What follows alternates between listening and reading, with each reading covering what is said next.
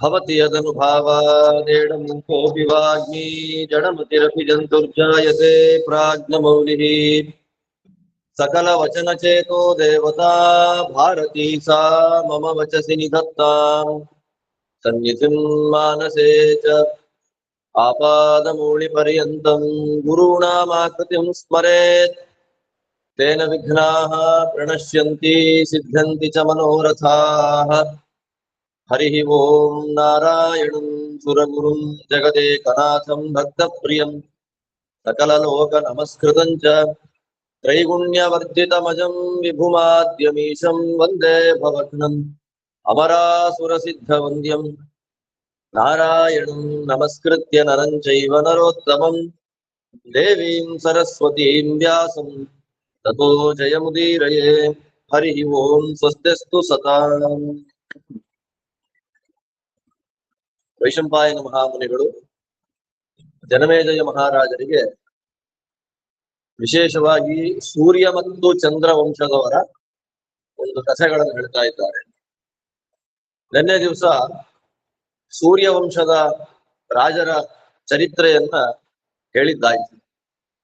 ಮರುತ್ತ ಮಹಾರಾಜರ ಚರಿತ್ರೆಯನ್ನ ಹೇಳಿ ಮುಗಿಸಿದ ಮೇಲೆ ಜನಮೇಜಯ ಮಹಾರಾಜರು ಪ್ರಶ್ನೆ ಮಾಡ್ತಾರೆ, ಈ ವಂಶದಲ್ಲಿ ಪ್ರಧಾನವಾಗಿ ಬಂದ ಒಬ್ಬ ರಾಜನ ಕಥೆ ನೀವು ಹೇಳಲಿಲ್ಲ. ಅವರೇ ಕೇಳೋದು, ಅಂದ್ರೆ ಹೇಳೋರ್ಗಿಂತ ಕೇಳೋರಿಗೆ ಅಭ್ಯಾಸ ಜಾಸ್ತಿ ಆಗಿರುತ್ತೆ ಅಂತ ಅಲ್ವಾ? ಪ್ರವಚನ ಕೇಳಿ ಕೇಳಿ ಯಾವ ಕಥೆಯನ್ನ ಅವರು ಸ್ಕಿಪ್ ಮಾಡಿದ್ದಾರೆ ಅಂತ ಅವರೇ ಕೇಳೋರ ಶ್ರೋತೃಗಳೇ ಹೇಳ್ಬಿಡ್ತಾರೆ. ಇದು ಅಷ್ಟು ಶ್ರವಣ ಸಾಧನೆ ಮಾಡಬೇಕು ಅಂತ ತಾತ್ಪರ್ಯ. ಶ್ರುತಂ ಹರತಿ ಪಾಪಾನಿ, ಇಂಟ್ರೆಸ್ಟ್ ಇರ್ಲಿ ಇಂಟ್ರೆಸ್ಟ್ ಇಲ್ಲದೆ ಇರ್ಲಿ, ಕೇಳೋದು ನಮ್ಮ ಪಾಪಗಳನ್ನು ಪರಿಹಾರ ಮಾಡುತ್ತೆ. ಧರ್ಮರಾಜನ ಸಭೆಯಲ್ಲಿ 1,00,000 ಜನ ಸನ್ಯಾಸಿಗಳಿದ್ರು. 1,00,000 ಜನ ಸನ್ಯಾಸಿಗಳಿಗೆ ಬಂಗಾರದ ತಟ್ಟೆನಲ್ಲಿ ಪ್ರತಿನಿತ್ಯ ಭಿಕ್ಷೆ ಕೊಡ್ತಾ ಇದ್ದ. ಅದಾದ್ಮೇಲೆ 1,00,000 ಜನ ಸ್ನಾತಕರು ಅಂತ ಇದ್ರು. ಸ್ನಾತಕ ಅಂದ್ರೆ ಅಧ್ಯಯನ ಮಾಡಿ ಗುರುಕುಲದಲ್ಲಿ ಅಧ್ಯಯನ ಮಾಡೋದು. ಮದುವೆ ಆಗ್ಬೇಕು ಸನ್ಯಾಸಿ ಆಗ್ಬೇಕು ಅಂತ ಸ್ವಲ್ಪ ಕನ್ಫ್ಯೂಷನ್ ಇರ್ತಾರೆ. ಅಲ್ಲಿ ಗುರುಗಳ ಉಪದೇಶದಿಂದ ಏನೋ ಒಂದು ಆಗ್ಬಿಡ್ತಾರೆ ಅಂತ. ಸ್ನಾತಕರು 1,00,000 ಜನ ಇರ್ತಾ ಇದ್ರು. ಬ್ರಹ್ಮಚಾರಿಗಳು 1,00,000 ಜನ, ಅಂದ್ರೆ 3,00,000 ಜನಕ್ಕೆ ಪ್ರತಿನಿತ್ಯ ಅವನು ಅನ್ನದಾನವನ್ನು ಮಾಡ್ತಾ ಇದ್ದ ಪ್ರತಿನಿತ್ಯ. ಹಾಗೆ ಸಭೆಯನ್ನ ಮಾಡುವಾಗ ಪ್ರವಚನಕ್ಕೆ ಅಂತ ಇನ್ವೈಟ್ ಮಾಡೋದು. ಪ್ರವಚನಕ್ಕೆ ಬಂದವರಿಗೆ ದೊಡ್ಡವರ ಮುಂದೆ ಕೂತ್ಕೊಳ್ಳೋದು ಬೇಡ ಅಂತ ನಿಂತು ಪ್ರವಚನ ಕೇಳ್ತಾ ಇದ್ರಂತೆ, ಅವ್ರಿಗೆ ಅವಕಾಶ. ಪ್ರವಚನ ಸ್ವಲ್ಪ ಜಾಸ್ತಿ ಆಯ್ತು ಅಂದ್ರೆ ಮಧ್ಯದಲ್ಲಿ ಪಾನಕ ನೀರೆಲ್ಲ ಕೊಡ್ಲಿಕ್ಕೆ ವ್ಯವಸ್ಥೆ. ಆಮೇಲೆ ನನಗೆ ನಿಂತ್ಕೊಳ್ಲಿಕ್ಕೆ ಆಗೋದಿಲ್ಲ ಕೂತ್ಕೊಳ್ತೇನೆ ಅಂದ್ರೆ ಕೂತ್ಕೊಂಡು, ನನಗೆ ಕೂತ್ಕೊಳ್ಲಿಕ್ಕೆ ಆಗೋದಿಲ್ಲ ಈಸಿ ಚೇರ್ ಬೇಕು ಅಂದ್ರೆ ಈಸಿ ಚೇರ್ ಹಾಕಿದ್ದ. ಶಯಾನ ಮಲ್ಕೊಳ್ಬೇಕು ಅಂತ ಯಾರಿಗ ಆಸೆ ಇದೆ ಹಾಸಿಗೆಗಳು ರೆಡಿ ಆಗಿತ್ತು ಅವ್ರಿಗೆ. ನೀವ್ ಏನಾದ್ರೂ ಮಾಡಿ ಆ ಸ್ಥಾನದಲ್ಲಿ ಬಂದು ಕೂತ್ಕೊಳ್ಳಿ. ಧರ್ಮರಾಜ ಮಾಡ್ತಾ ಇದ್ದ ಒಂದು ವ್ಯವಸ್ಥೆಗಳು ಅಷ್ಟು ಶ್ರದ್ಧೆ, ಶಾಸ್ತ್ರಗಳ ಶ್ರವಣ ಮಾಡಬೇಕು. ಅದಕ್ಕೆ ಜನಮೇಜಯ ಮಹಾರಾಜರಿಂದ ಮಹಾನುಭಾವ ಬಂದಿತ್ತು. ಯಾರ ಕಥೆಯನ್ನು ಹೇಳಲಿಲ್ಲ? ಪ್ರಧಾನವಾದ ವ್ಯಕ್ತಿ ಯಾರು ಅಂತಂದ್ರೆ ವಿಷದ ಜೊತೆಯಲ್ಲಿ ಹುಟ್ಟಿ ಬಂದಂತಹ ವ್ಯಕ್ತಿ. ಇವತ್ತು ಸಮುದ್ರಗಳು ಅಂತ ಹೇಳಿದೆ, ಆ ಸಮುದ್ರವನ್ನ ಭಗವಂತ ನಿರ್ಮಾಣ ಮಾಡಿದ್ದ. ಅದು ಕಾಲಾಂತರದಲ್ಲಿ ಮುಚ್ಚಿ ಹೋದಾಗ ಪೃಥು ಮಹಾರಾಜರು ಅಥವಾ ಪ್ರಿಯವ್ರತ ಮಹಾರಾಜರು ಮತ್ತೆ ಸಮುದ್ರವನ್ನ ಮಾಡ್ತಾರೆ. ಪ್ರಿಯವ್ರತ ಮಹಾರಾಜರಾದ್ಮೇಲೆ ಪೃಥು ಮಾಡ್ತಾನೆ. ಪೃಥು ಆದ್ಮೇಲೆ ಮತ್ತೆ ಮಾಡುವಂತಹ ವ್ಯಕ್ತಿ ಸಗರನ ಮಕ್ಕಳು, ಸಾಗರರು. ಆದ್ದರಿಂದ ಇವತ್ತು ನಾವು ಸಮುದ್ರವನ್ನ ಸ್ಪರ್ಶ ಮಾಡ್ಬೇಕಾದ್ರೆ, ಸಮುದ್ರದ ಸ್ಮರಣೆಯನ್ನ ಮಾಡ್ಕೊಳ್ಬೇಕಾದ್ರೆ ಈ 4 ಜನರ ಹೆಸರು ನಮ್ಮ ಸ್ಮರಣೆಗೆ ಬರಬೇಕು ಅಂತ ಶಾಸ್ತ್ರ. ಒಂದು ಪೃಥುವಿನ ಸ್ಮರಣೆ, ಮೊದಲು ಭಗವಂತ ಬ್ರಹ್ಮದೇವರು, ಬ್ರಹ್ಮದೇವರಾದ ನಂತರದಲ್ಲಿ ಪ್ರಿಯವ್ರತ ಮಹಾರಾಜರು, ಪ್ರಿಯವ್ರತ ಮಹಾರಾಜರಾದ ಮೇಲೆ ಪೃಥುವಾದ ಮೇಲೆ ಸಗರನ ಮಕ್ಕಳು 60,000 ಜನ ಸಾಗರರು. ಯಾಕೆ ಅಂದ್ರೆ ಸಮುದ್ರ ಅನ್ನೋದು ಸಾಮಾನ್ಯವಾದಂತಹ ತೀರ್ಥ ಅಲ್ಲ. ಆಚಾರ್ಯರು ಕೃಷ್ಣಾಮೃತ ಮಹಾರ್ಣವದಲ್ಲಿ ನಮಗೆ, ನಾವು ಪ್ರತಿನಿತ್ಯ ಬೆಳಗ್ಗೆ ನಿರ್ಮಾಲ್ಯ ತಗೊಳ್ತೀವಲ್ಲ, ಆ ನಿರ್ಮಾಲ್ಯದ ಮಹಿಮೆಯನ್ನ ಹೇಳುವಾಗ ನಿರೂಪಣೆ ಮಾಡಿಕೊಡ್ತಾ ಇದ್ದಾರೆ. ಸಮುದ್ರಕ್ಕೆ ಯಾವ ನದಿಗಳು ಡೈರೆಕ್ಟ್ ಆಗಿ ಸೇರುತ್ತೆ, ಆ ಸಮುದ್ರಕ್ಕೆ ಸೇರುವ ನದಿಗಳಲ್ಲಿ ಸ್ನಾನ ಮಾಡೋದ್ರಿಂದ ಒಂದು ಪಕ್ಷ 15 ದಿನ ಉಪವಾಸವನ್ನು ಮಾಡಿದ ಫಲ ಬರುತ್ತೆ. ಸಮುದ್ರ ಸೇರುವ ಡೈರೆಕ್ಟ್ ಆಗಿ ಸೇರುವ ಕಾವೇರಿ ಮೊದಲಾದಂತಹ ನದಿಗಳಲ್ಲಿ ಸ್ನಾನ ಮಾಡಿದ್ರೆ 15 ದಿನ ಉಪವಾಸ ಮಾಡಿದ ಫಲ. ಸಮುದ್ರಕ್ಕೆ ಡೈರೆಕ್ಟ್ ಆಗಿ ಹೋಗದೆ ಯಾವ ನದಿ ಇದೆ ಅದರಲ್ಲಿ ಸ್ನಾನ ಮಾಡೋದ್ರಿಂದ 3 ದಿನ ಉಪವಾಸ ಮಾಡಿದ ಫಲ. ಸಮುದ್ರ ಸ್ನಾನವನ್ನ ಮಾಡಿದ್ರೆ 1 ತಿಂಗಳು ಉಪವಾಸವನ್ನ ಮಾಡಿದ ಫಲ. ಮಾಸಸ್ಯ ಸರಿತಾಂಪತಿ. ಗೋದಾವರಿಯ ಸ್ನಾನ ಮಾಡಿದ್ರೆ 6 ತಿಂಗಳು ಉಪವಾಸ ಮಾಡಿದ ಫಲ. ಗಂಗಾ ಸ್ನಾನವನ್ನ ಮಾಡಿದ್ರೆ 1 ವರ್ಷ. ವತ್ಸರಸ್ಯತು ಜಾಹ್ನವಿ. ಅಷ್ಟೆಲ್ಲ ಗಂಗೆ ಹುಡ್ಕೊಂಡು ಹೋಗ್ಬೇಕು, ಗೋದಾವರಿ ಎಲ್ಲ. ಆದ್ರೆ ಪ್ರತಿನಿತ್ಯ ಮನೆಯಲ್ಲಿ ಬೆಳಗಾಗೆದ್ದು ನಾವು ಮಡಿಯಲ್ಲಿ ಶಾಲಗ್ರಾಮಕ್ಕೆ ನಿರ್ಮಾಲ್ಯ ತೀರ್ಥವನ್ನ ಮಾಡೋದ್ರಿಂದ, ಆ ನಿರ್ಮಾಲ್ಯ ತೀರ್ಥವನ್ನ ಸ್ವೀಕಾರ ಮಾಡಿಕೊಳ್ಳೋದ್ರಿಂದ ಎಷ್ಟು ವರ್ಷದ ಉಪವಾಸ ಅಂದ್ರೆ 12 ವರ್ಷದ ಉಪವಾಸದ ಫಲ ಕೊಡ್ತಾರೆ. ಅದು 1 ಸಲ ನಿರ್ಮಾಲ್ಯ ತಗೊಂಡ್ರೆ. 3 ಸಲ ತಗೊಂಡ್ರೆ 36 ವರ್ಷ. 36 ವರ್ಷ ಅಂದ್ರೆ ನಮ್ಮ ಆಯಸ್ಸು. ಆತರ 25-30 ವರ್ಷ ಕಂಟಿನ್ಯೂಸ್ ಆಗಿ ನಿರ್ಮಾಲ್ಯ ತೀರ್ಥ ನಾವು ಸ್ವೀಕಾರ ಮಾಡಿಕೊಂಡ್ರೆ ಎಂಥ ತಪಸ್ಸಾಗಿದೆ ನಮಗೆ ಅಂತ ಕಲ್ಪನೆಗೆ ಬರೋದಿಲ್ಲ. ಆದ್ದರಿಂದ ಸಮುದ್ರ ಅನ್ನೋದು ದೊಡ್ಡ ತೀರ್ಥ. 1 ತಿಂಗಳು ಉಪವಾಸವನ್ನ ಮಾಡಿದ ಫಲವನ್ನ ಕೊಡುವ ತೀರ್ಥ. ಆ ತೀರ್ಥವನ್ನ ಮತ್ತೆ ಲೋಕಕ್ಕೆ ಕಾಣುವಂತೆ ಮಾಡಿದ ಮಹಾನುಭಾವರು ಸಗರನ ಮಕ್ಕಳು. ಅವರ ಚರಿತ್ರೆಯನ್ನು ಹೇಳಬೇಕು ಅಂತ ಕೃಶಾಶ್ವನೇ ಮೊದಲಾದ ರಾಜರುಗಳೆಲ್ಲ ಬರ್ತಾರೆ. ಆ ಕೃಶಾಶ್ವರಾಜ ಬರುವ ಮೊದಲಿಗೆ ಪರಶುರಾಮ ದೇವರು 21 ಸಲ ಭೂಪ್ರದಕ್ಷಿಣೆಯನ್ನು ಮಾಡ್ತಾ ಇದ್ದಾರೆ. ಭೂಪ್ರದಕ್ಷಿಣೆಯನ್ನು ಮಾಡುವ ಸಂದರ್ಭದಲ್ಲಿ ಕಲ್ಮಾಶಪಾದ ಅಂತ ಒಬ್ಬ ರಾಜ. ಆ ಕಲ್ಮಾಶಪಾದ ರಾಜನ ಮಗನಿಗೆ ಅಶ್ಮಕ ಅಂತ ನಾಮಕರಣವನ್ನು ಮಾಡಿಬಿಟ್ಟಿದ್ದಾರೆ. ಆ ಅಶ್ಮಕನಿಗೆ ಪರಶುರಾಮ ದೇವರು ಯಾವಾಗ ಇಲ್ಲಿ ಬರ್ತಾರೆ ಅವಾಗ ಹೆಣ್ಮಕ್ಕಳನ್ನೆಲ್ಲ ಕವರ್ ಅಪ್ ಮಾಡ್ಕೊಂಡು ಪದ್ಯ ನಿಂತ್ಕೊಂಡ್ ಬಿಡ್ತಾ ಇದ್ರು. ಆದ್ದರಿಂದ ಅವನಿಗೆ ನಾಮಕರಣ ಮಾಡ್ತಾರೆ, ನಾರೀ ಕವಚ ಅಂತ ಹೆಸರಿಟ್ಟು. ಪರಶುರಾಮ ದೇವರು ಯಾವಾಗಲೂ ಅಯೋಧ್ಯೆಗೆ ಬರಲಿ, ಸಂಹಾರ ಮಾಡಲ್ಲ.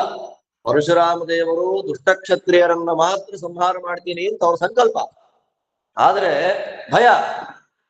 ಪರಶುರಾಮ ದೇವರು ಅಯೋಧ್ಯೆಗೆ ಬಂದ್ರು ಅಂದಾಗ ಹೆಣ್ಣು ಮಕ್ಕಳೆಲ್ಲ ಕವರಪ್ ಮಾಡಿ ನಿಂತ್ಕೋಬೇಕು ಅಂತ ಮಧ್ಯ ಕೂತ್ಕೊಂಡ್ಬಿಡ್ಬೇಕು. ನಾರಿ ಕವಚ ಅಂತ ಫೇಮಸ್ ಆಗ್ಬಿಟ್ಟ. ಆ ಅಶ್ಮಕನ ಮಗನೇ ಮೂಲಕ ಅಂತ ಒಬ್ಬ ಬರ್ತಾನೆ. ಆ ಮೂಲಕನ ಮಗನೇ ಬಾಹುಕ. ಆ ಬಾಹುಕನಿಗೆ ಸುಮಾರು ಹೆಂಡತಿಯರು. ಅದರಲ್ಲಿ ಒಬ್ಬಳಿಗೆ ಗರ್ಭಧಾರಣೆ ಆಗುತ್ತೆ. ಗರ್ಭಧಾರಣೆ ಆದಾಗ ಉಳಿದವರು ಏನ್ ಮಾಡ್ಬಿಡ್ತಾರೆ, ಅವಳಿಗೆ ವಿಷ ಹಾಕ್ಬಿಡ್ತಾರೆ. ವಿಷ ಹಾಕಿದಾಗ, ಇದು ಮಹಾಭಾರತ ಭಾಗವತಾದಿ ಗ್ರಂಥಗಳಲ್ಲಿ ಬರುವಂತಹ ಕಥೆ ಬೇರೆ, ಇಲ್ಲಿ ಬರುವಂತಹ ಕಥೆ ಬೇರೆ. ಇಲ್ಲಿ ಏನ್ ಮಾಡ್ತಾರೆ, ಭೃಗುಮುನಿಗಳು ಆ ಬಾಹುಕನ ಹೆಂಡತಿಯನ್ನ ಕರ್ಕೊಂಡು ಹೋಗ್ತಾರೆ ಅವರ ಆಶ್ರಮಕ್ಕೆ. ಕರ್ಕೊಂಡೋದ ಹೊಟ್ಟೆ ಉರಿ ಆಗ್ತಾ ಇದೆ ಅವಳಿಗೆ. ಹೊಟ್ಟೆ ಉರಿಯಾದಾಗ ಅವಳ ತಲೆಯನ್ನ ಮುಟ್ಟಿ ವಾರುಣ ಮಂತ್ರಗಳ ಅಭಿಮಂತ್ರಣೆ ಮಾಡ್ತಾರಂತೆ. ವರುಣದೇವರಿಗೆ ಸಂಬಂಧಪಟ್ಟ ಮಂತ್ರಗಳನ್ನೆಲ್ಲ ಹೇಳಿ ಅವಳ ಹೊಟ್ಟೆ ಉರಿಯನ್ನ ಕಡಿಮೆ ಮಾಡ್ತಾರೆ. ಕಡಿಮೆ ಆದ್ಮೇಲೆ ಅವಳಿಗೆ ಹೆರಿಗೆ ಆಯ್ತು, ಪ್ರಸವ ಆಯ್ತು. ವಿಷದ ಜೊತೆಯಲ್ಲೇ ಕೂಸು ಹುಟ್ಟಿದೆ. ಆದ್ದರಿಂದ ಅವನಿಗೆ ಬಾಹುಕನ ಮಗ ಸಗರ ಅಂತ ಪ್ರಸಿದ್ಧನಾದ. ಆ ಸಗರ ಬೆಳೆದ ಮೇಲೆ ಅವನಿಗೆ ಮದುವೆ ಆಯ್ತು.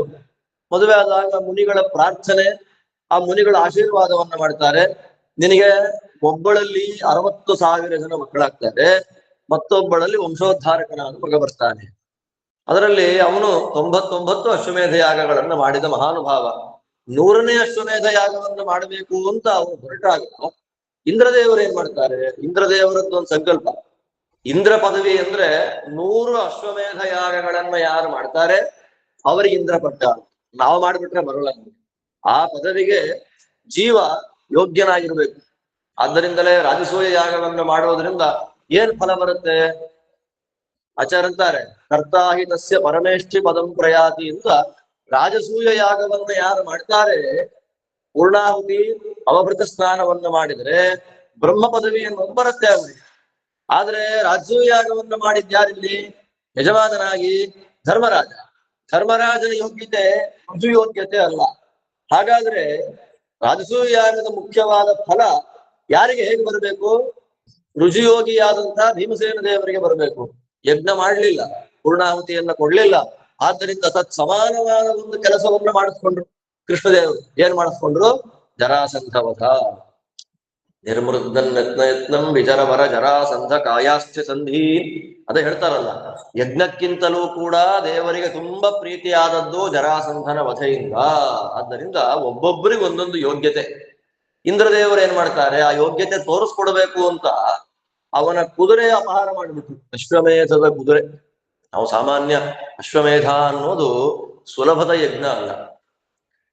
ವಾಯುದೇವರಂತಹ ವ್ಯಕ್ತಿಯನ್ನ ನನ್ನ ಮಗನನ್ನಾಗಿ ಪಡಿಬೇಕು ಅಂತ ಸಂಕಲ್ಪವನ್ನ ಮಾಡ್ಕೊಳ್ತಾನೆ. ಯಾರು? ಅಶ್ವಮೇಧ ಹೇಗೆ ತುಂಬಾ ಕಷ್ಟನೋ, ಕರೆಂಟ್ ಇಲ್ಲದೆ ಆದ್ರೆ ಪ್ರವಚನ ಹೇಳೋದು ಕೇಳೋದು ತುಂಬಾ ಕಷ್ಟ. ಆದ್ದರಿಂದ ನಾನಿವತ್ತು ಪಂಚ ಉಟ್ಕೊಂಡ್ಬಂದ್ಬಿಡೋಣ ಅನ್ಕೊಂಡೆ, ದೇವರ ಸಂಕಲ್ಪ. ಅದರಿಂದ ಧರ್ಮ ಇವನು ಪಾಂಡು ಮಹಾರಾಜ ಕುಂತಿದೇವಿಯನ್ನ ಕೇಳ್ತಾನೆ, ಯಮಧರ್ಮರಾಜನನ್ನ ಮಗನನ್ನಾಗಿ ಪಡೆದ ಮೇಲೆ ಇನ್ನೊಂದು ಮಗು ಬೇಕು ನನಗೆ. ಹೇಗಿರ್ಬೇಕು ಮಗು? ಅಶ್ವಮೇಧ ಕ್ರತುಶ್ರೇಷ್ಠ. ಎಲ್ಲ ಕ್ರತುಗಳಲ್ಲಿ ಶ್ರೇಷ್ಠವಾದದ್ದು ಯಾವುದು ಅಂದ್ರೆ ಅಶ್ವಮೇಧ. ಕಣ್ಣಿಗೆ ಕಾಣುವ ಬೆಳಕಿನಲ್ಲಿ ಶ್ರೇಷ್ಠವಾದ ಬೆಳಕು ಯಾವುದು? ಸೂರ್ಯ. ಜ್ಯೋತಿಶ್ರೇಷ್ಠ ದಿವಾಕರ. ಎರಡು ಕಾಲುಗಳಿಂದ ಕೂಡಿದ ಪ್ರಾಣಿಗಳಲ್ಲಿ ಶ್ರೇಷ್ಠ ಪ್ರಾಣಿ ಯಾರು ಅಂದ್ರೆ ಬ್ರಾಹ್ಮಣ. ಹಾಗೆ ದೇವತೆಗಳಲ್ಲಿ ಶ್ರೇಷ್ಠರಾದವರು ಯಾರು ಅಂದ್ರೆ ವಾಯುದೇವರು. ಅಂತ ವಾಯುದೇವರನ್ನ ಮಗನನ್ನಾಗಿ ಪಡಿ ಅಂತ ಕೇಳುವಾಗ ಉದಾಹರಣೆ ಕೊಟ್ಟಿದ್ದೆ, ಎಕ್ಸಾಂಪಲ್ ಕೊಟ್ಟಿದ್ದೇನು, ಅಶ್ವಮೇಧ ಯಾಗವನ್ನು ಉದಾಹರಣೆ ಕೊಡ್ತಾರೆ. ಅಶ್ವಮೇಧ ಯಾಗ ಸಾಮಾನ್ಯ ಅಲ್ಲ. ಬೃಹದಾರಣ್ಯಕ ಉಪನಿಷತ್ತು ಆರಂಭ ಆಗೋದೇ ಅಶ್ವಮೇಧದಿಂದ. ಆ ಅಶ್ವಮೇಧ ಅಂತ ಅನ್ನೋದು ಕುದುರೆ, ಸಾಮಾನ್ಯ ಒಂದು ಕುದುರೆ. ಆ ಕುದುರೆಯ ಒಳಗೆ ಉಚ್ಚೈಶ್ರವಸ್ಸನ್ನು ಅನುಸಂಧಾನ ಮಾಡ್ತಾರಂತೆ. ಉಚ್ಚೈಶ್ರವಸ್ಸು ಸಮುದ್ರ ಮಥನ ಮಾಡಿದಾಗ ಮೇಲೆ ಬಂದು ದೇವತೆಗಳ ಕುದುರೆ. ಅದರೊಳಗೆ ಕುದುರೆಯ ರೂಪದ ಬ್ರಹ್ಮದೇವರು, ಆ ಕುದುರೆಯ ರೂಪದ ಬ್ರಹ್ಮದೇವರ ಒಳಗಡೆಯಲ್ಲಿಯೇ ಕುದುರೆಯ ರೂಪದ ಭಗವಂತ.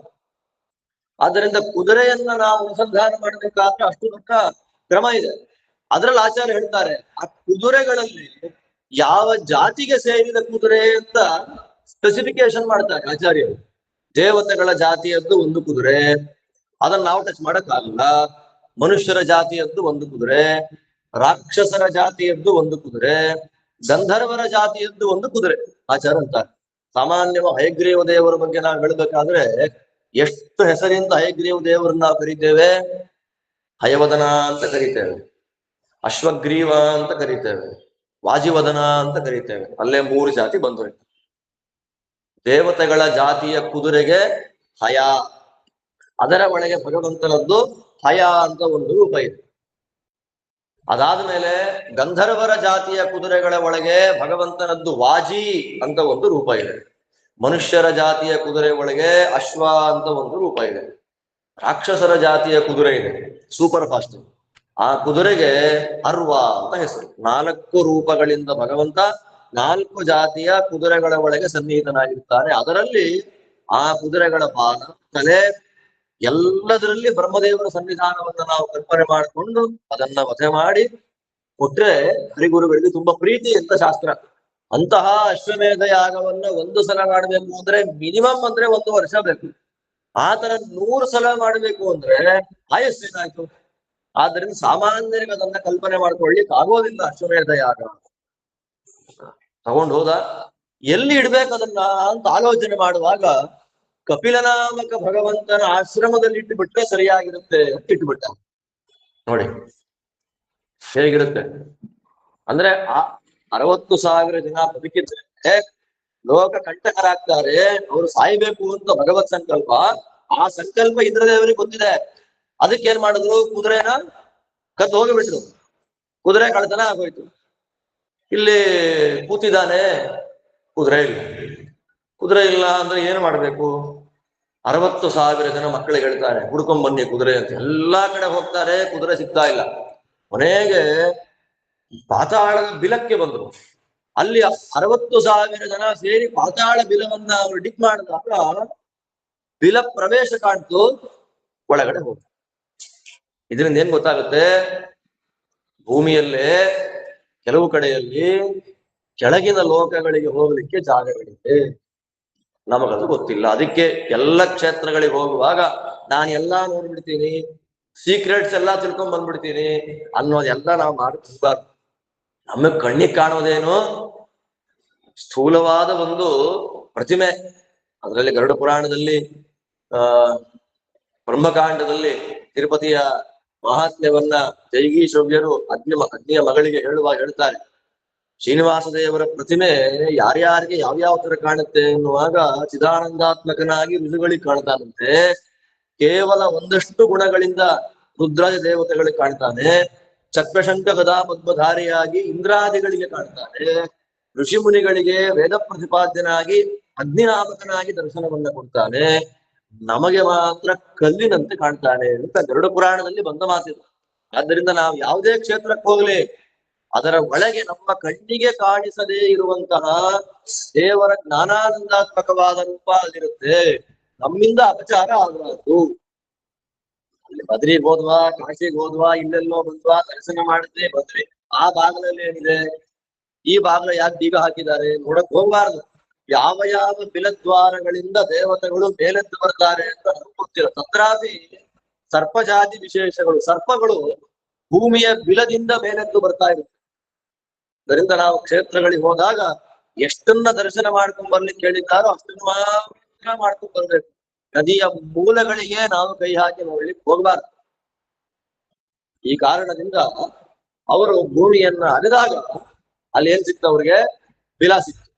ಆ ಬಿಲದ ದ್ವಾರದಿಂದ ಒಳಗಡೆ ಪ್ರವೇಶ ಮಾಡ್ತಾರೆ. ದೊಡ್ಡ ಆಶ್ರಮ.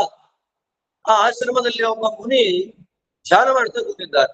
ಇವನೇ ಕಳ್ಳ, ಕುದುರೆ ಅಲ್ಲಿದೆ, ಇವಾಗ ಧ್ಯಾನ ಮಾಡ್ತಾ ಇದ್ದಾನೆ, ಕಳ್ಳ ಅಂದ್ಬಿಟ್ಟು. ಇವನು ಕಳ್ಳ ಅಂತ ಹೇಳ್ತಾ ಇದ್ದಾಗೆ ಅವನು ಕಳ್ಳ ಅಂತ ಹೊಡಿತಾರೆ. ಕಪಿಲ ತಾಡಯಾಮಕು ಕಪಿಲಲ್ಲಿ ಹೊಡಿತಾರಂತೆ. ಹೊಡೆದಾಗ ಸ್ವಾಮಿ ಕಣ್ಣು ಬಿಟ್ಟ.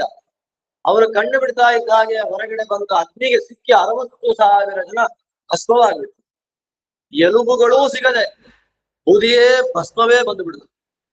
ಸುಮಾರು ದಿನ ಆಯ್ತು, ಬರ್ಲಿಲ್ಲ. ಅವಾಗ ಏನಾಯ್ತು, ಸಗರನ ಇನ್ನೊಂದು ಹೆಂಡತಿಯ ಮಗ ಇದ್ದ, ಅಸಮಂಜಸ ಅಂತ ಅವನ ಹೆಸರು. ಸಮಂಜಸ ಅಂದ್ರೆ ಕರೆಕ್ಟ್ ಆಗಿದ್ದಾನೆ, ಅಸಮಂಜಸ ಅಂತಂದ್ರೆ ಸ್ವಲ್ಪ ಮೆಂಟಲಿ ಸರಿಗಿಲ್ಲ, ಅಲ್ಲ ಲೋಕದೃಷ್ಟಿ ಅಲ್ಲಷ್ಟೇ. ಅವನ್ ಏನ್ ಮಾಡ್ತಿದ್ದ, ಆಟ ಆಡ್ಲಿಕ್ಕೆ ಅಂತ ಮಕ್ಕಳನ್ನೆಲ್ಲ ಕರ್ಕೊಂಡು ಬಂದು ಸರಯೂ ನದಿಗೆ ಹಾಕಿ ಕೊಂದು ಹಾಕ್ಬಿಡ್ತಾ ಇದ್ದ. ಕಾರಣ ವೈರಾಗ್ಯ ಅವನಿಗೆ. ಅವರಪ್ಪ ಹೊರಗಡೆ ಓಡಿಸಿದಾಗ ಎಷ್ಟು ಜನ ಮಕ್ಕಳನ್ನ ಕೊಂದಿದ್ದ ಅವನ್ನೆಲ್ಲ ಬದುಕಿಸಿಕೊಂಡು ಹೋದ ಅಂತ ಯೋಗಿ ವರೇಣ್ಯ. ಅವನ ಮಗ ಅಂಶುಮಂತ, ತಾತ ನಾನು ಹೋಗ್ತೇನೆ ಅಂತ ಹೊರಟ. ಕಪಿಲನ ಹತ್ರ ಬರ್ತಾನೆ. ಸಮುದ್ರದಂತೆ ಒಂದು ಬೂದಿಯ ರಾಶಿ ಬಿದ್ದಿದೆ. ಏನ್ ಮಾಡ್ಬೇಕು? ಕಪಿಲನಾಮಕ ಭಗವಂತನನ್ನ ಪ್ರಾರ್ಥನೆ ಮಾಡ್ತಾರೆ. ಸ್ವಾಮಿ, ನಮ್ಮ ಚಿಕ್ಕಪ್ಪಂದ್ರೆಲ್ಲ ಅನ್ಯಾಯ ಮಾಡಿಬಿಟ್ಟಿದ್ದಾರೆ, ಉದ್ಧಾರ ಮಾಡ್ಬೇಕು ಅವ್ರನ್ನ ಅಂದಾಗ ಗರುಡದೇವರು ಬಂದು ಹೇಳ್ತಾರೆ, ಆಕಾಶದಲ್ಲಿ ಗಂಗೆ ಬರ್ಬೇಕು. ಗಂಗಾದೇವಿ ಬಂದ್ರೆ ಇವರ ಉದ್ಧಾರ. ಗಂಗೆ ತರಿಸೋದು ಹಾಗೆ. ಗಂಗೆ ಬರಬೇಕು ಅಂದ್ರೆ ಅಶ್ವಮೇಧ ಕಂಪ್ಲೀಟ್ ಆಗ್ಬೇಕು. ಅಶ್ವಮೇಧ ಯಾಗ ಕಂಪ್ಲೀಟ್ ಆದ್ಮೇಲೆ ಗಂಗೆ ಎರಡು ಆಗ್ಬೇಕಲ್ಲ. ಕುದುರೆ ತಂದ, ಏನೋ ಅಶ್ವಮೇಧ ಯಾಗ ಆಯ್ತು. ಸಗರನಿಗೆ ಗಂಗೆ ತರೋದು ಹೇಗೆ ಅನ್ನುವ ಟೆನ್ಷನ್ ಅಲ್ಲೇ ಅಂಶುಮಂತನಿಗೆ ರಾಜ್ಯವನ್ನು ಕೊಟ್ಟ, ಹೊರಟೆ ಹೋದ. ಆದ್ಮೇಲೆ ಅಂಶುಮಂತನ ಮಗ ಬರ್ತಾನೆ, ಮಹಾನುಭಾವನಾಗಿರ್ತಕ್ಕ ದಿಲೀಪ ಚಕ್ರವರ್ತಿ. ತುಂಬಾ ಫೇಮಸ್ ದಿಲೀಪ. ದಿಲೀಪ ಯಾವುದಕ್ಕೆ ಫೇಮಸ್? ದಿಲೀಪಸ್ಯ ಶೌಚಂ ಅಂತ ಕರೀತಾರೆ ರಾಮಾಯಣದಲ್ಲಿ. ಸಂಧ್ಯಾ ವಂದನೆ ಮಡಿ ಮಾಡೋದ್ರಲ್ಲಿ ದಿಲೀಪ ಫೇಮಸ್. ಅಷ್ಟು ಶುದ್ಧವಾಗಿ ಅನುಷ್ಠಾನವನ್ನ ಮಾಡ್ತಾ ಇದ್ದ ಮಹಾನುಭಾವ. ಆಚಮನದಲ್ಲೇ ಕಾಲ ಕಳೆದು ಹೋಗ್ತಾ ಇತ್ತಂತ. ಆಚಮನ ಮಾಡಬೇಕು ಅಂತಲೇ ಸರೋವರವನ್ನ ನಿರ್ಮಾಣ ಮಾಡಿಕೊಂಡಿದ್ದ ದಿಲೀಪ ಚಕ್ರವರ್ತಿ. ಅಂತಹ ದಿಲೀಪ ಚಕ್ರವರ್ತಿ ಅವಾಗವಾಗ ಇನ್ವಿಟೇಷನ್ ತಗೊಂಡು ಸ್ವರ್ಗಕ್ಕೆ ಹೋಗಿ ಇಂದ್ರದೇವರನ್ನು ಮಾತಾಡ್ಸ್ಕೊಂಡ್ ಬರ್ತಾ ಇದ್ದ. ಹಾಗೆ ಸ್ವರ್ಗಕ್ಕೆ ಹೋಗುವಾಗ ನಂದಿನಿ ಧೇನು ಅಲ್ಲಿ ಮಲಗಿತ್ತು. ಆ ನಂದಿನಿ ಧೇನುವಿಗೆ ಪ್ರದಕ್ಷಿಣೆ ಮಾಡದೆ ಹೊರಟೋದ. ವಾಪಸ್ಸು ಬರ್ಬೇಕಾದ್ರೆ ನಂದಿನಿಗೆ ನಮಸ್ಕಾರ ಮಾಡದೆ ಮನೆಗೆ ಬಂದಿದ್ದ. ಅಷ್ಟು ಪ್ರಾಬ್ಲಮ್. ಓಡಾಡ್ತಾ ಇರುತ್ತೆ ಅಲ್ಲಿ. ನಾವು ರಸ್ತೆಯಲ್ಲಿ ಬರ್ಬೇಕಾದ್ರೆ ಅದ್ ಯಾವ್ದೋ ಗೋವು ನನಗೆ ಸಂಬಂಧ ಇಲ್ಲ ಅಂತ ನಾವು ಡೈರೆಕ್ಟ್ ಆಗಿ ಸ್ಟ್ರೈಟ್ ಆಗಿ ಹೊರಟೋದ್ರೆ ಪ್ರಾಣಿಯ ಒಳಗಿನ ಭಗವದ್ ರೂಪಕ್ಕೆ ಅಪಚಾರ ಮಾಡಿದಾಗುತ್ತೆ. ಲೋಕದಲ್ಲಿ ಯಾವುದೇ ಪದಾರ್ಥ ಇರ್ಲಿ ಅದೆಲ್ಲ ಪ್ರದಕ್ಷಿಣೆ ಮಾಡ್ಕೊಂಡೇ ಹೋಗ್ಬೇಕು ಅಂತ ಶಾಸ್ತ್ರ. ನಂದಿನಿ ದೇವಿಗೆ ಎಷ್ಟು ಆಚಾರವಂತ, ಎಷ್ಟು ಶುದ್ಧ ಚಾರಿತ್ರ ಜ್ಞಾನಿ. ನಾನು ನಮಸ್ಕಾರ ಮಾಡದೆ ಹೊರಟೋದ್ನಲ್ಲ ಅಂತ ಮನಸ್ಸಿಗೆ ಬೇಜಾರಾಗುತ್ತೆ. ಮನಸ್ಸಿಗೆ ಬೇಜಾರಾದ್ರೆ ಇಲ್ಲಿ ಇವನಿಗೆ ಆಗಬಾರದೆಲ್ಲ ಆಗ್ತಾ ಇದೆ. ದಿಲೀಪನಿಗೆ ವಸಿಷ್ಠರನ್ನು ಕೇಳ್ತಾರೆ, ಸ್ವಾಮಿ ನಾನು ಯೋಗೇಶ್ವರ್ಯ ಸಂಪನ್ನ, ನನಗೆ ಯಾಕೆ ಆಗ್ಬಾರದಾಗ್ತಾ ಇದೆ ಅಂತ. ವಸಿಷ್ಠರು ಅಂತಾರೆ, ನಂದಿನಿಗೆ ಅಪಚಾರ ಆಗಿದೆ, ಅಪಚಾರ ಪರಿಹಾರ ಹೇಗೆ ಮಾಡ್ಬೇಕು? ಗೋ ಸೇವೆ ಮಾಡು. ಹೇಗೆ ಮಾಡ್ಲಿ? ಹೋಗು, ನಂದಿನಿಯನ್ನ ಫಾಲೋ ಮಾಡ್ಕೊಂಡು ಹೋಗು. ನೀನು ಫಾಲೋ ಮಾಡ್ತಾ ಇದ್ದಿ ಅಂತ ನಂದಿನಿಗೆ ಗೊತ್ತಾಗಬಾರ್ದು. ಊಟ ಏನ್ ಮಾಡ್ಲಿ? ಅದು ಗೋಮೂತ್ರ ಗೋಮಯಗಳನ್ನು ಹಾಕಿದ್ರು. ಒಂದು ವಾರಗಳ ಕಾಲ ಅದನ್ನು ಗೋಚಾರ ವ್ರತ ಅಂತ ಕರೀತಾರೆ. ಈ ವ್ರತ ಮಾಡು ಪರಿಶುದ್ಧನಾಗ್ತೀಯ. ಆ ವ್ರತ ಮಾಡಿದ ಮೇಲೆ ಶುದ್ಧನಾದ ಅವನ ಗರ್ಭದಲ್ಲಿ ಹುಟ್ಟಿ ಬಂದ ಮಹಾನುಭಾವರೇ ಭಗೀರಥ ಚಕ್ರವರ್ತಿ. ಭಗೀರಥನಿಗೆ ಅವರಮ್ಮ ಮದುವೆ ಮಾಡ್ತಾಳೆ. ಮದುವೆ ಮಾಡಿದಾಗ ಸಂಸಾರ ಮಾಡಪ್ಪ ಅಂದಾಗ ಅವರಂತಾನೆ, ಪಿತೃಗಳು 3-4 ತಲೆಮಾರುಗಳಿಂದ ತರ್ಪಣ ಅನ್ನಾಹಾರಗಳಿಂದ ಬಿದ್ದಿದ್ದಾರೆ, ಅವ್ರನ್ನ ಬಿಸಾಕಿ ನಾನು ಹೇಗೆ ಇಲ್ಲಿ ಸುಖ ಸಂತೋಷ ಅನುಭವಿಸ್ತಿ ಹೋಗ್ತೀನಿ. ಹಿಮವತ್ ಪರ್ವತಕ್ಕೆ ಬರ್ತಾ, ಹಿಮಾಲಯಕ್ಕೆ ಬಂದು ತಪಸ್ಸು ಮಾಡ್ತಾನೆ. ಬ್ರಹ್ಮದೇವರು ಬಂದ್ರು, ನನಗೇನಪ್ಪಾ, ನಾನ್ ಕಳಿಸ್ಕೊಡ್ತೀನಿ ಗಂಗೆಯನ್ನ, ಬಟ್ ಆ ಗಂಗೆಯ ಫೋರ್ಸ್ ಅನ್ನ ಬೇರ್ ಮಾಡೋರು ಯಾರು ಸ್ವಾಮಿ ಅಂತ ಶಿವನನ್ನ ಕೇಳು.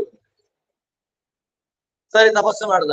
ಅವರು ಬಂದು ಜಟಾಮಂಡಲವನ್ನ ಬಿಚ್ಚಿಕೊಂಡು ಸೊಂಟದ ಮೇಲೆ ಕೈ ಇಟ್ಕೊಂಡು ನಿಂತಿದ್ದಾರೆ. ಅಲಕಾಪುರಿಯಲ್ಲಿ ನಿಂತಿದ್ದಾರೆ ಮಹಾನುಭಾವರು. ನಿಂತ್ರೆ ಬ್ರಹ್ಮದೇವರು ಆದೇಶ ಮಾಡುದು, ಅವಳೆಲ್ಲಿಂದ ಬಂದವಳು? ಗಂಗಾ ನದಿ. ಆರಂಭದಲ್ಲಿ ಬ್ರಹ್ಮಾಂಡದ ಹೊರಗೆ ಜಲಾವರಣದಲ್ಲಿ ಇದ್ಲು. ತ್ರಿವಿಕ್ರಮ ರೂಪದ ಭಗವಂತನಿಂದ ಬ್ರಹ್ಮಾಂಡ ಸೀಳಿದ ಮೇಲೆ ಒಳಗೆ ಬಂದು ಬ್ರಹ್ಮದೇವರ ಕಮಂಡಲು, ಅಲ್ಲಿಂದ ಭಗವಂತನ ಪಾದಸ್ಪರ್ಶ, ಅಲ್ಲಿಂದ ಮತ್ತೆ ಕೆಳಗಡೆ ಬರ್ತಾಳೆ ಸ್ವರ್ಗಕ್ಕೆ. ಸ್ವರ್ಗದಲ್ಲಿ ಸ್ವರ್ಗಂಕ ಅಂತ ಆಗಿತ್ತು. ಅಲ್ಲಿಂದ ಭೂಮಿ ಕಳಿಸ್ಬೇಕಲ್ಲ ಅವಳನ್ನ.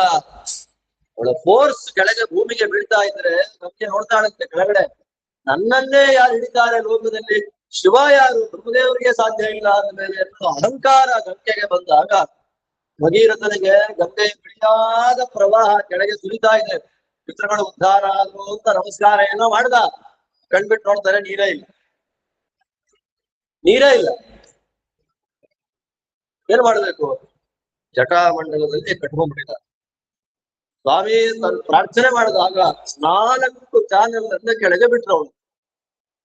ಇಡೀ ಗಂಗಾ ಪ್ರವಾಹವನ್ನ ಜಟೆಯಲ್ಲೇ ಧರಿಸಿ ಮಹಾರುದ್ರ ದೇವರು 4 ಪ್ರವಾಹವನ್ನ ಸೀತಾ, ಚಕ್ಷು, ಭದ್ರಾ, ಅಲಕನಂದ ಅಂತ ನಮಗೆ ಟುವರ್ಡ್ಸ್ ಸೌತ್ ನಾವು ಸ್ವೀಕಾರ ಮಾಡಿಕೊಂಡು ಪೂಜೆ ಮಾಡುವಂತಹ ನದಿ ಗಂಗೆಯ ಒಂದು ಭಾಗ ಅಲಕನಂದ.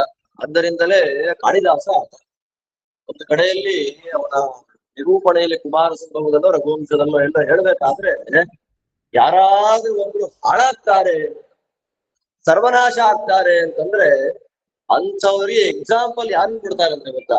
ಗಂಗೆಯನ್ನು ಕೊಡ್ತಾರೆ. ಕಾಳಿದಾಸ ಹೇಳುದು ಅಂದ್ರೆ ಅವರವರ ಯೋಗ್ಯತೆ ಅಷ್ಟೇ. ಯಾರಾದ್ರೂ ಹಾಳಾಗುವವರಿಗೆ ಉದಾಹರಣೆ ಯಾವುದು ಅಂದ್ರೆ ಗಂಗೆ.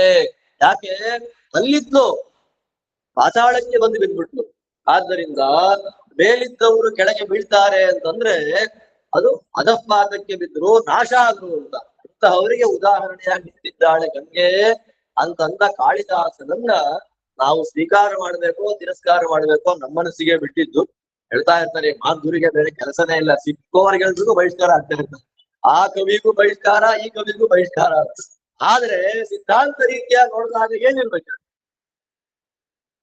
ಅವನನ್ನ ಡೈರೆಕ್ಟ್ ಆಗಿ ಹೆಸರು ತಗೊಂಡು ಖಂಡನೆ ಮಾಡ್ತಾರೆ ವಾದಿರಾಜ ಸ್ವಾಮಿಗಳು. ಅದು ದೀನರ ಲಕ್ಷಣ, ಅದು ದೀನರನ್ನ ಉದ್ಧಾರ ಮಾಡ್ಬೇಕು ಅನ್ನುವ ಕರುಣಾವಂತರ ಲಕ್ಷಣ ಅದು. ನಾವೆಲ್ಲೋ ದೀನರು ಕೆಳಗೆ ಬಿದ್ದಿದ್ದೇವೆ, ಮಹಾನುಭಾವರ ಮೇಲೆಲ್ಲೋ ಇದ್ದಾರೆ. ನಾವ್ ನೋಡು ಮೇಲೆ ಅಂದ್ರೆ ಯಾರ ಕಣ್ಣಿಗೆ ಕಾಣುತ್ತೆ ಅಲ್ವಾ?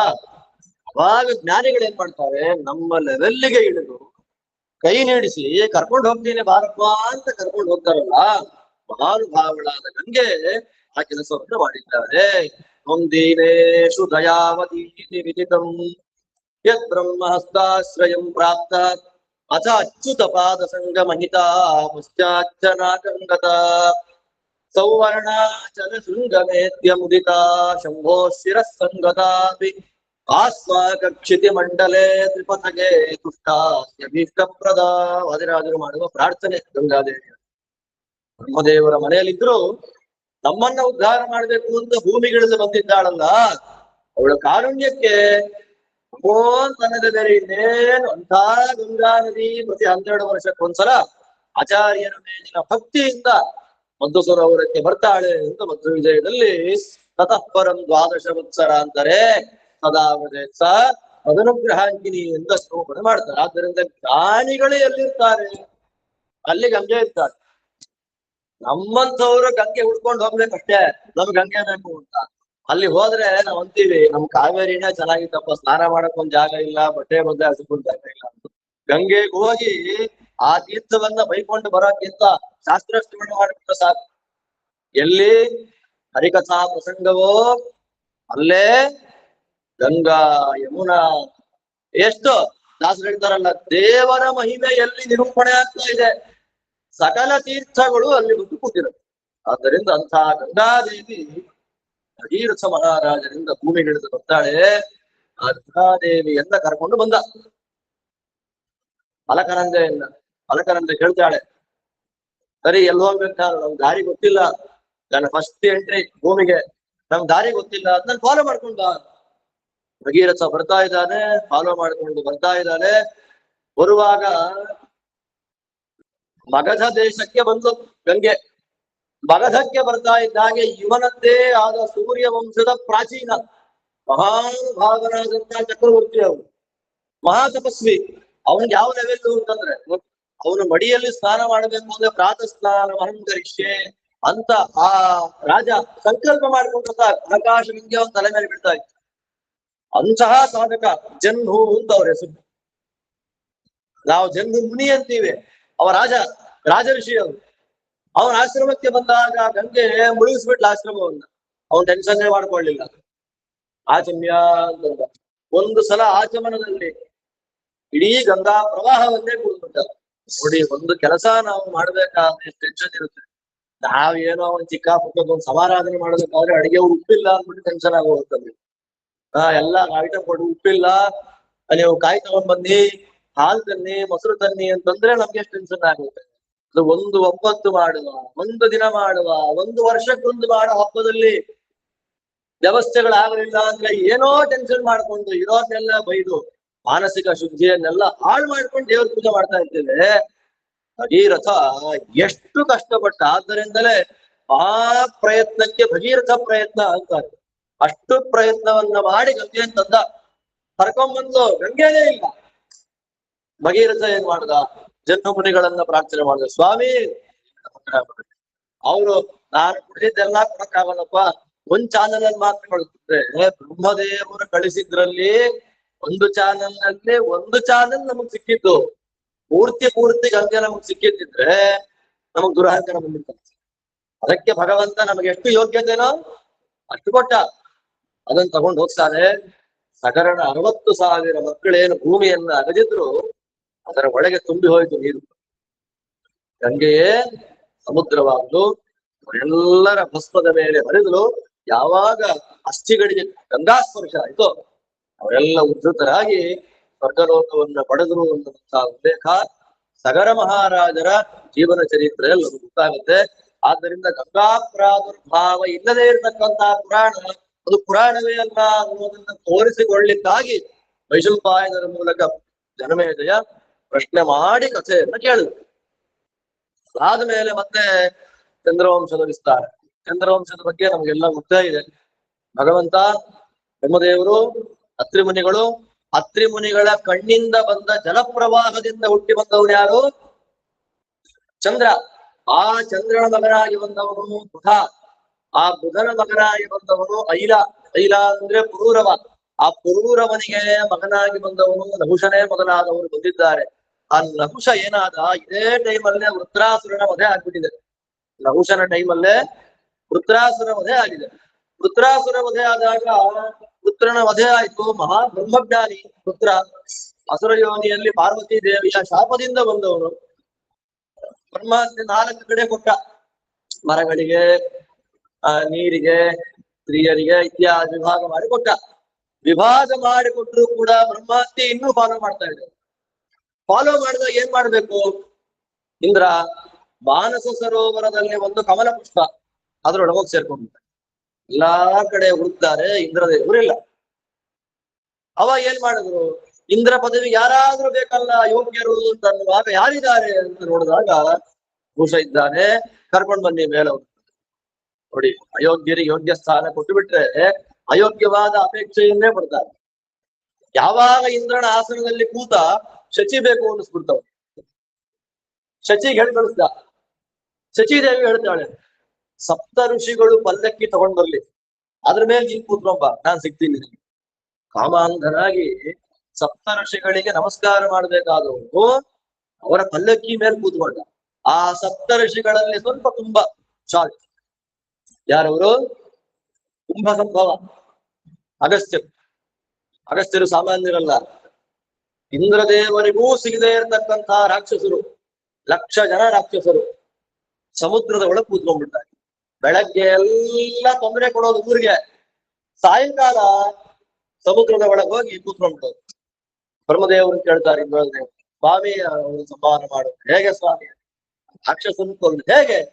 ಯಾರು ಸಮುದ್ರದ ನೀರನ್ನು ಕುಡಿತಾರೆ ಅವರಿಗೆ ಹೋಗಿ 2 ಲೋಟ ಪಾನಕ ಕುಡಿಯೋದಷ್ಟೇ. ಸಮುದ್ರದ ನೀರು ಕುಡಿಯೋದು ಯಾಕೆ ನಾವು ಸಾಧ್ಯ? ಯಾರಿದ್ದಾರೆ ಅಂತಂದಾಗ ಕುಂಭ ಸಂಭವರಿದ್ದಾರೆ, ಹೇಳ್ರಿ ಅವ್ರನ್ನ. ಅಗಸ್ತ್ಯರು ಹೇಳಿದಾಗ ಅಗಸ್ತ್ಯರು ಬಂದ್ರು ಮಹಾನುಭಾವರು. ಬಂದವರೇ ಸಮುದ್ರದ ಮುಂದೆ ನಿಂತು ಅಂದ್ರೆ ಅಭಿಮಾನಿ ದೇವತೆಗಳ ಅನುಗ್ರಹ ನಮ್ಮ ಮೇಲಿದ್ರೆ ನಾವೇನ್ ಬೇಕಾದ್ರೂ ಮಾಡ್ಬೋದು. ಚಳಿ, ಮಳೆ, ಗಾಳಿ, ಬಿಸಿಲು ಇದೆಲ್ಲವೂ ನಮ್ಮ ಮೇಲೆ ವಿಕಾರ ಮಾಡೋದು ಯಾವಾಗ ಅಂದಾಗ ಅಭಿಮಾನಿ ದೇವತೆಗಳ ಅನುಗ್ರಹ ನಮ್ಮ ಮೇಲೆ ಇದ್ದೇ ಇದ್ದಾರೆ. ಅಭಿಮಾನಿ ದೇವತೆಗಳ ಅನುಗ್ರಹ ನಮ್ಮ ಮೇಲೆ ಆಗ್ಬಿಟ್ರೆ ಏನು ಅಸಾಧ್ಯ ಅಲ್ಲ. ವರುಣದೇವರನ್ನ ಪ್ರಾರ್ಥನೆ ಮಾಡ್ತಾರೆ, ಇಡೀ ಸಮುದ್ರ ಬಂದ್ ಸೇರ್ಕೊಂಡ್ವಿ. ಅಗಸ್ತ್ಯೋ ಮುನಿಶಾಕ್ತೋರೋ ಭವಾಬ್ಧೇರ್ನ ಸಮುದ್ರೇ ತುಲುಕೀಕೃತ ಗಂಭೀರ ಜೃಂಭಿತಾಂಬೋಧಿ ಡಂಬರ ಅಂತಾರೆ ತೀರ್ಥ ಪ್ರಬಂಧದಲ್ಲಿ ವಾದಿರಾಜರು ಅಗಸ್ತ್ಯರ ಸ್ತೋತ್ರ ಮಾಡುವಾಗ. ಇಡೀ ಭೋರ್ಗರೆಯುವ ಸಮುದ್ರವನ್ನೇ ಆಚಮನ ಮಾಡಿ ಕುಡಿದ ಮಹಾನುಭಾವರು ನಮಗೆ ಸರ್ವೋತ್ತಮತ್ವ ಜ್ಞಾನವನ್ನ ಕೊಟ್ಟು ಉದ್ಧಾರ ಮಾಡಲಿ ಅಂತ ಪ್ರಾರ್ಥನೆ ಅವರದ್ದು. ಇಂಥ ಅಗಸ್ತ್ಯರ ಮೇಲೆ ಒದಿಬೇಕು ಅಂತ ಕಾಲು ತೆಗೆದೇನ್ ಮಾಡ್ದ? ಅಗಸ್ತ್ಯರ ಶಿಖಾಮಂಡಲಕ್ಕೆ ಕಾಲು ಸ್ಪರ್ಶ ಆಯಿತು. ಬ್ರಹ್ಮದೇವರು ಕಾಯ್ತಾ ಇದ್ರು. ಅಗಸ್ತ್ಯರ ಶಿಖೆಯ ಒಳಗಡೆಯಲ್ಲೇ ಬ್ರಹ್ಮದೇವರು ಸೇರಿದ್ರು. ಅದು ಅಗಸ್ತ್ಯ ಗೊತ್ತಿರಲಿಲ್ಲ. ಒಳಗೆ ಸೇರಿ ಶಾಪ ಕೊಟ್ಟರು, ಹಾಳಾಗಿ ಹೋಗ್ರಿ, ಸರ್ಪವಾಗಿ ಬೀಳು. ಉದ್ಧಾರ ಯಾವಾಗ ಸ್ವಾಮಿ ಅಂತ ಭೀಮಸೇನ ದೇವರ ಸ್ಪರ್ಶದಿಂದ ಉದ್ಧಾರ ನಿಮಗೆ. ಅಂಥ ದೋಷ ಅಯೋಗ್ಯ ಅಲ್ಲ. ಅಂದ್ರೆ ಯಾರಿಗೆ ಒಂದೊಂದ್ಸಲ ಅಸುರಾವೇಶ, ರುದ್ರಾದಿ ದೇವತೆಗಳಿಗೆ ಬಿಡಲ್ಲ ನಹುಷ ಯಾವ ಲೆಕ್ಕ. ನಹುಷ ಇಂದ್ರ ಪದವಿಯಲ್ಲಿ ಕೂತು ಕೆಳಗೆ ಬಿದ್ದಾಗ ಇನ್ನು ಬೇರೆಯವ್ರನ್ನ ಈ ಜಾಗದಲ್ಲಿ ಕೂಡ್ಸೋಕ್ ಬೇಡ, ಇಂದ್ರನ್ನೇ ಕರ್ಕೊಂಡ್ ಬಂದ್ಬಿಡೋಣ ಅಂತ ಬಿದ್ದಾಗ ಎಲ್ಲಿದ್ದಾನೆ ಇಂದ್ರ ಅಂದ್ರೆ ಮಾನಸದಲ್ಲಿ ಕೂತಿದ್ದಾನೆ. ತಗೊಂಡ್ ಬನ್ನಿ ಅವನ್ನ. ಅಂದ್ರೆ ಬ್ರಹ್ಮಹತ್ಯೆ ಪರಿಹಾರ ಆಗ್ಬೇಕಲ್ಲ. ಈಗ ಹೇಗೆ ಬ್ರಹ್ಮಹತ್ಯೆ ಪರಿಹಾರ ಆಗುವುದು? ಸರಿ, ಮಹಾವೃತ ಅಂತ ಒಂದು ಯಾಗ ಮಾಡಿಸ್ತೀವಿ ನಿನಗೆ. ಮಹಾವೃತ ಅಂದ್ರೆ ಪುಂಡರೀಕ ಯಾಗ ಅವ್ರ ಹೆಸರು. ಆ ಯಾಗವನ್ನ ಯಾರು ಮಾಡ್ದ? ರಾತ್ಸ ಯಾಗ ಮಾಡಿದ್ದಕ್ಕೆ ಕಾಂಪಿಟೇಟಿವ್ ಮೈಂಡ್ ಇಂದ ದುರ್ಯೋಧನ ಮಾಡಿದ ಯಾಗ ಪುಂಡರೀಕ ಯಾಗ. ಒಂಚೂರು ಫಲ ಬರ್ಲಿಲ್ಲ ಅವರಲ್ಲಿ. ಪುಂಡರೀಕ ಯಾಗ ಮಾಡ್ತಾನೆ. ಯಾಗ ಮಾಡಿದಾಗ ಅದಕ್ಕೆ ಪುರೋಹಿತರಾಗಿ ನಿಂತವನು ವಿಶ್ವಾಮಿತ್ರ. ಗೋತ್ರಂ ಚಕ್ರೇ ಸ ಕೌಶಿಕ. ಸದಸ್ಯನಾಗಿ ನಿಂತವನು ಭಗವಂತ. ಚತುರ್ಮುಖ ಬ್ರಹ್ಮದೇವರೇ ಬ್ರಹ್ಮಸ್ಥಾನಕ್ಕೆ ಬಂದು ಕೂತಿದ್ದಾರೆ. ಸಾಮಗಾನವನ್ನ ಉದ್ಗಾನವನ್ನ ಮಾಡುವವರಾಗಿ ವಾಯುದೇವರು ಬಂದಿದ್ದಾರೆ. ಅವಾಗ ಅವನಿಗೆ ಬ್ರಹ್ಮಹತ್ಯಾ ಪರಿಹಾರ ಆಯಿತು. ವಿಶ್ವಾಮಿತ್ರರು ಮಧ್ಯಾಹ್ನಕ್ಕೆ ರೆಸ್ಟ್ ತಗೊಳ್ತಾ ಕೂತಿದ್ದಾರೆ. ಇಂದ್ರ ಬಂದ ವಿಶ್ವಾಮಿತ್ರ ಹತ್ರ, ಸ್ವಾಮಿ ಯಾವುದೋ 1,000 ಮಂತ್ರ ಹೇಳಿದ್ರಲ್ಲ, ಇನ್ನೊಂದ್ಸಲ ಹೇಳಿ ಅಂತ. ಅದೇ ಬೃಹತಿ ಸಹಸ್ರ 3 ಸಲ ಹೇಳಿಸ್ತಾರೆ. ಅವಾಗ ವಿಶ್ವಾಮಿತ್ರ ಅಂತಾರೆ, ಇಂದ್ರ ಆದ್ರೆ ಇಷ್ಟು ಮುಖದಲ್ಲಿ ತೇಜಸ್ಸಿರಲ್ಲ, ನೀ ಯಾರಪ್ಪ? ಇದಕ್ಕೆ ಪ್ರಾಣೋವಾ ಅನಸ್ತಿ ಋಷೇ, ನಾನು ಮುಖ್ಯ ಪ್ರಾಣ ಇದ್ದೇನೆ ಅಂತ ಒಂದ್ಸಲ ನಾನ್ ನಾರಾಯಣ ಅಂತ ಹೇಳಿ ವಿಶ್ವಾಮಿತ್ರರಿಗೆ ಮೋಕ್ಷದ ಸಾಲೋಕ್ಯ, ಅಲ್ಲಿ ಮತ್ತೆ ಸಾಮೀಪ್ಯ ಮೋಕ್ಷವನ್ನ ಕೊಟ್ಟ ಇಂದ್ರನಾಮಕ ಭಗವಂತ ಅಂತ ನಿರೂಪಣೆ. ಅಂದ್ರೆ ಒಬ್ಬ ನಹುಷ ಚಕ್ರವರ್ತಿಯಿಂದ ಬ್ಯಾಕ್ಗ್ರೌಂಡ್ ಅಲ್ಲಿ ಎಷ್ಟು ಕಥೆಗಳು ನಡೆದಿದೆ. ದೇವರಿಗೆ 100 ಭಕ್ತಿಗಳಿಂದ ಮಂಗಳಾರತಿ ಮಾಡಿದಂತ ಪುಣ್ಯ ನಮಗೆ ಬರಬೇಕು ಅಂದ್ರೆ ನಾವೇನ್ ಮಾಡ್ಬೇಕು? 1,00,000 ಭಕ್ತಿ ವ್ರತ ಅಂತ ಮಾಡೋದು. ಅಡಿಗೆ ಮನೆಯಲ್ಲೆಲ್ಲ ಮತ್ತೆ ಪೇಂಟ್ ಮಾಡಿಸ್ಬೇಕು. ಯಾಕಾರ ಮಂಗಳಾರತಿ, ಯಾಕಾರ ದೀಪ ಹಚ್ಚಿದ್ರ ದೀಪ ಹಚ್ಚಿದ ಮೇಲೆ ತಪ್ಪಾಗತ್ತೆ ಅಂತ ಗೊತ್ತು. ಯಾಕಾದ್ರೂ ದೀಪ ಹಚ್ಚಿಬಿಟ್ಟೆ ಪೇಂಟ್ ಮಾಡಿಸ್ಬೇಕಲ್ಲ ಅನ್ಕೋಬಹುದು. ದೀಪ ಹಚ್ಚದೆ ದೇವರಿಗೆ ಮಂಗಳಾರತಿ ಮಾಡಿದ ಪುಣ್ಯ ನಮಗೆ ಬರಬೇಕು ಅಂದ್ರೆ ನಾವು ಕಲಿತು ಅಥವಾ ಗೊತ್ತಿಲ್ಲ ಅಂದ್ರೆ ಬ್ರಾಹ್ಮಣರ ಮೂಲಕ ಪವಮಾನ ಮಂತ್ರಗಳನ್ನ ಪಾರಾಯಣ ಮಾಡಿಬಿಟ್ರೆ ದೇವರಿಗೆ ನೀರಾಜನ ಮಾಡಿದ ಪುಣ್ಯ. ಶ್ರೀಮದಾಚಾರ್ಯ ಹೇಳ್ತಾರೆ ನೀರಾಜನ ಮಂತ್ರ ಹೋಮಾನ. ನಾನು ಇದನ್ನ ಎಲ್ಲಾ ಕಡೆ ಪ್ರವಚನದಲ್ಲಿ ಹೇಳ್ತೀನಿ, ಹೋಮಾನಕ್ಕೆ ಅಷ್ಟು ದೊಡ್ಡ ಮಹತ್ವ ಇದೆ. ಅದಾದ್ಮೇಲೆ ದೇವರಿಗೆ ಅನ್ನವನ್ನ ತುತ್ತು ಮಾಡಿ ಊಟ ಮಾಡಿಸಿದ ಪುಣ್ಯ ಬರಬೇಕು ಅಂದ್ರೆ ಪ್ರತಿನಿತ್ಯ ಬೃಹತಿ ಸಹಸ್ರದ ಒಂದೊಂದು ಮಂತ್ರಗಳನ್ನ ಪಾರಾಯಣ ಮಾಡುದು. ತಸ್ಯನೇ ಅನ್ನಂ ದಕ್ಷಿಣಂ ಅಂತ ವೈದಾಸ ನಾಮಕ ಭಗವಂತ ಲಕ್ಷ್ಮೀದೇವಿ ಹೇಳಿದ್ರು. ಬೃಹತಿ ಸಹಸ್ರ ಮಂತ್ರದ ಒಂದೊಂದು ಮಂತ್ರವನ್ನ ಪಾರಾಯಣ ಮಾಡಿಬಿಟ್ರೆ ಭಗವಂತನಿಗೆ ಊಟ ಮಾಡಿಸಿದ ಪುಣ್ಯ. ದೊಡ್ಡ ಮಹತ್ವ ಇದೆ ಬೃಹತಿ ಸಹಸ್ರ. ಅದು ವಿಚಿತ್ರ ಅಂದ್ರೆ ಮಾತ್ರ ಅದನ್ನ ಪಾರಾಯಣ ಮಾಡುದು, ಬೇರೆ ಯಾರು ಮಾಡೋದಿಲ್ಲ. ಆ ಮಂತ್ರ ಇದೆ ಅಂತ ಗೊತ್ತಿಲ್ವಾ? ಗೊತ್ತಿದೆ. ಬಟ್ ಇತರೆ ಯಾವುದನ್ನ ಪಾರಾಯಣ ಮಾಡ್ತಾರೆ? ಆಶ್ವಿನ ಸಹಸ್ರ ಮಂತ್ರಗಳಿದೆ, ಅದ ನಾವು ಕೇಳಿಲ್ಲ. ಆಶ್ವಿನ ಸಹಸ್ರ ಅನ್ನುವ ಮಂತ್ರಗಳನ್ನ ಇತರೆ ಅವರು ಪಾರಾಯಣ ಮಾಡ್ತಾರೆ. ಕೃತಿ ಮಂತ್ರಗಳನ್ನ ನಾವು, ವಿಶೇಷವಾದ ಮಂತ್ರ ಭಗವಂತನ ಸರ್ವಶಬ್ದ ವಾಚ್ಯತ್ವ ಅನ್ನುವ ಮಹಾಗುಣವನ್ನ ನಿರೂಪಣೆ ಮಾಡುವಂತಹ ಮಂತ್ರ ಯಾವ್ದಾದ್ರು ಇದ್ರೆ ಅದು ಬೃಹತಿ ಸಹಸ್ರ. ಅದಕ್ಕೋಸ್ಕರವೇ ಶ್ರೀಮದಾಚಾರ್ಯರು ಕರ್ಮ ನಿರ್ಣಯದಲ್ಲಿ, ಭಾಷ್ಯದಲ್ಲಿ, ಐತರೇಯೋಪನಿಷತ್ ಭಾಷ್ಯದಲ್ಲಿ ಬೃಹತಿ ಸಹಸ್ರ ಮಂತ್ರಗಳನ್ನ ಹೇಳ್ತಾರೆ. ಬೃಹತಿ ಸಹಸ್ರ ಮಂತ್ರಗಳಿಂದ ಭಗವಂತ ಪ್ರತಿಪಾದ್ಯನಾಗಿದ್ದಾನೆ ಅಂತ ನಾವು ಅನುಸಂಧಾನ ಮಾಡಿಕೊಂಡ್ರೆ ಸಾಕಂತೆ 100 ವರ್ಷಗಳ ಕಾಲ ಕಂಟಿನ್ಯೂಸ್ ಆಗಿ ದೇವರ ಧ್ಯಾನ ಮಾಡಿದ್ರೆ ಏನು ಪುಣ್ಯ ಬರುತ್ತೆ ಆ ಪುಣ್ಯ ಬರುತ್ತೆ. ಬೃಹತಿ ಸಹಸ್ರ ಮಂತ್ರಾಣಾಂ ಅಪಿ ಧ್ಯಾತ್ವಾ ಕಿಲೈರಪಿ ಶತವರ್ಷ ಹರಿಧ್ಯಾನ ಫಲಮಾಪ್ನೋತಿ ಪುರುಷ ಅಂತ ಯಾರು ಸಾಮಾನ್ಯವಾಗಿ ಹೇಳಲ್ಲ. ಬೃಹತಿ ಸಹಸ್ರಗಳಿಗೆ, ಬೃಹತಿ ಛಂದಸ್ಸಿಗೆ 36 ಅಕ್ಷರ ಇದೆ. ಅದರಲ್ಲಿ 18 ಸ್ವರ, 18 ವ್ಯಂಜನಗಳಿವೆ. ಭಗವಂತ ಹಗಲು ರಾತ್ರಿಗಳಿಗೆ ನಿಯಾಮಕನಾಗಿ, ಇಡೀ ಜೀವನ ಚಕ್ರಕ್ಕೆ ನಿಯಾಮಕನಾಗಿ ನಿಂತಿದ್ದಾನೆ. ಬೃಹತಿ ಸಹಸ್ರದ 1000 ಮಂತ್ರಗಳಿಂದ ಅಂತ ಸ್ಮರಣೆ ಮಾಡಿಬಿಟ್ರೆ ಸಾಕು 100 ವರ್ಷ ದೇವರ ಧ್ಯಾನ ಮಾಡಿದ ಪುಣ್ಯ ರೀ ಸುಲಭ ಅಂತ. ನಾವೇನೇನೋ ಮಾಡಿ ಏನೇನೋ ಮಾಡ್ತಾ ಇರ್ತೀವಿ ಅಲ್ವಾ? ಇದೆಲ್ಲ ಸಿಂಪಲ್ ಆಗಿ ಸಾಧನೆಯನ್ನ ಮಾಡ್ಕೊಳ್ಳಿಕ್ಕೆ ಅವಕಾಶವನ್ನ ಶ್ರೀಮದಾಚಾರ್ಯರು ಕೊಟ್ಟಿದ್ದಾರೆ. ತಿಳ್ಕೊಳ್ಳಿಲ್ಲ ಅಂತಂದ್ರೆ ಇಗ್ನೋರ್ ಆಗಬಾರ್ದು. ಲೌಕಿಕ ವಿಷಯದಲ್ಲಿ ಇಗ್ನೋರೆನ್ಸ್ ಇಸ್ ಬ್ಲಿಸ್. ಶಾಸ್ತ್ರದ ವಿಷಯದಲ್ಲಿ ಎಷ್ಟು ಅನುಸಂಧಾನ ಮಾಡ್ತೇವೋ ಅಷ್ಟೇ ನಮ್ಮನ್ನ ದೇವರು ಕೈ ಹಿಡಿದು ಉದ್ಧಾರ ಮಾಡ್ತಾರೆ. ನಹುಷ ಚಕ್ರವರ್ತಿ, ನಹುಷನ ಮಗ ಆಯು, ಬೇಕಾದಷ್ಟು ಮಕ್ಕಳಿದ್ದಾರೆ. ಆಯು, ಸುತಾಯು ಅಂತೆಲ್ಲ ಮಕ್ಕಳು ತುಂಬಾ ಜನ ಇದ್ದಾರೆ. ಆ ಆಯುವಿನ ಮಗನೇ ಮಹಾನುಭಾವನಾಗಿರ್ತಕ್ಕಂಥ ಯಯಾತಿ. ಆ ಯಯಾತಿ ಮಹಾರಾಜನಿಗೆ ಇಲ್ಲಿ 2 ಕಥೆಗಳನ್ನ ಮಿಕ್ಸ್ ಮಾಡಿ ಹೇಳ್ತಾರೆ. ಯಯಾತಿ ಮಹಾರಾಜನಿಗೆ ಎಷ್ಟು ಜನ ಮಕ್ಕಳು? 2 ಹೆಂಡತಿಯರಲ್ಲಿ 5 ಜನ. ಬರೀ ಗಂಡಸು ಮಕ್ಕಳ ಬಗ್ಗೆ ಮಾತ್ರ ಹೇಳುದು, ಹೆಂಗಸು ಮಕ್ಕಳ ಬಗ್ಗೆ ಹೇಳಲಿಲ್ಲ. ಅವಳ ಹೆಸರೇನು? ಮಾಧವಿ ಅಂತ ಒಬ್ಬ ಹೆಣ್ಮಗಳು. ಅದರಲ್ಲಿ ಭಾಗವತಾದಿ ಗ್ರಂಥಗಳಲ್ಲಿ ಬರದೇ ಇದ್ದದ್ದು ಮಹಾಭಾರತದಲ್ಲಿ ಬಂದದ್ದನ್ನ ಇಲ್ಲಿ ಸೇರಿಸ್ಕೊಂಡು ಮಿಕ್ಸ್ ಮಾಡಿ ಅಂತ ಹೇಳ್ತಾರೆ ವೈಶಂಪಾಯನ. ಅದಕ್ಕೆ ಹರಿವಂಶ ಸ್ಪೆಷಲ್ ಆಗೋದು ಅದಕ್ಕೆ. ಆ ಮಾಧವಿ ಎನ್ನುವಂತಹ ಹೆಣ್ಣು ಮಗಳನ್ನ ಪ್ರಾಬ್ಲಮ್ ಏನಾಯ್ತು ಅಂದ್ರೆ ಒಬ್ಬ ಗಂಡಿಗೆ ಮದುವೆ ಮಾಡಿಕೊಳ್ಳಿಲ್ಲ. ಒಂದು ವಿಚಿತ್ರವಾದ ಕುದುರೆ. ನಾನು ಆ ಕಥೆ ಪೂರ್ತಿ ಹೇಳಕ್ ಹೋಗೋದಿಲ್ಲ, ಆ ಕಥೆ ಪೂರ್ತಿ ಹರಿವಂಶ ಹೇಳೋದಿಲ್ಲ. ಮಾಧವಿ ಬಗ್ಗೆ ಮಾತ್ರ ಹೇಳ್ತಾರೆ ಅಷ್ಟೇ. ಆ ಮಾಧವಿಯನ್ನ ಒಬ್ಬ ಬ್ರಾಹ್ಮಣನಿಗೆ ಕೊಟ್ರು. ಆ ಬ್ರಾಹ್ಮಣ ಏನ್ ಮಾಡ್ದ, ಅವನಿಗೆ ಕುದುರೆ ಬೇಕಾಗಿತ್ತು, 1000 ಕುದುರೆ ಬೇಕಾಗಿತ್ತು. ಕುದುರೆ ಯಾರು ಕೊಡ್ತಾರೆ? ಅವ್ರಿಗೆ ಇವಳು ಕೊಡೋದು. ಅವ್ರೇನ್ ಮಾಡ್ತಾರೆ, ಇವಳಲ್ಲಿ ಒಂದು ಮಗುವನ್ನ ಪಡೆದು ವಾಪಸ್ ಕೊಡ್ತಾರೆ. ಅವತ್ತಿನ ಕಾಲದ ನಿಯಮಗಳು ಇವತ್ತಿ ಅಪ್ಲೈ ಮಾಡ್ಕೊಂಡು ನೋಡಕ್ಕಾಗಲ್ಲ. ಹಾಗೆ 4-5 ಜನ ಮಕ್ಕಳಾಗ್ತಾರೆ. ಆ 4-5 ಜನ ಮಕ್ಕಳಲ್ಲಿ ಒಬ್ಬ ಶಿಬಿ ಚಕ್ರವರ್ತಿ ಅಂತ ಕೇಳ್ತೀವಲ್ಲ, ಯಯಾತಿ ಮಹಾರಾಜ ಸ್ವರ್ಗದಿಂದ ಕೆಳಗೆ ಬೀಳ್ಬೇಕಾದ್ರೆ ಅವನನ್ನ ಕೆಳಗೆ ಬೀಳದೇ ಇರುವಂತೆ ತಮ್ಮ ಪುಣ್ಯವನ್ನೆಲ್ಲ ಧಾರೆ ಎರೆದು ಮತ್ತೆ ಸ್ವರ್ಗಕ್ಕೆ ಕಳಿಸಿದಂತಹ ಮಹಾನುಭಾವರು ಈ ಮಾಧವಿ ದೇವಿಯ ಮಕ್ಕಳು. ಆದ್ದರಿಂದಲೇ ಈ ಘಟನೆಯನ್ನ ಧರ್ಮಶಾಸ್ತ್ರಕಾರರೆಲ್ಲ ಕೋಟ್ ಮಾಡಿ, ಶ್ರಾದ್ದ ಆಗತ್ತಲ್ಲ ಮನೆ ಒಳಗೆ, ಶ್ರಾದ್ದವಾದಾಗ ಯಾರ್ಯಾವ ಪದಾರ್ಥಗಳು ಶ್ರಾದ್ದದಲ್ಲಿ ಬರಬೇಕು ಅಂತ ನಿಯಮ ಇದೆ. ಶ್ರಾದ್ದದಲ್ಲಿ ಯಾವ್ಯಾವ ಪದಾರ್ಥ, ನಮ್ಮ ಆಫೀಸ್ ಮ್ಯಾನೇಜರ್ ಬರ್ತಾರೆ, ಅವ್ರು ಬರ್ತಾರೆ. ಶ್ರಾದ್ದಕ್ಕೆ ಯಾರ್ಯಾವ ಪದಾರ್ಥ ಇರ್ಬೇಕು ಅಂತಂದ್ರೆ ಉಚ್ಛಿಷ್ಟ ಇರ್ಬೇಕು. ಉಚ್ಛಿಷ್ಟ ಅಂದ್ರೆ ಯಾವುದು? ಹಾಲು, ಕ್ಷೀರ. ಶ್ರಾದ್ದಕ್ಕೆ ಮಸ್ತು, ವ್ರತ ಇಲ್ಲ ಅಂದ್ರೆ.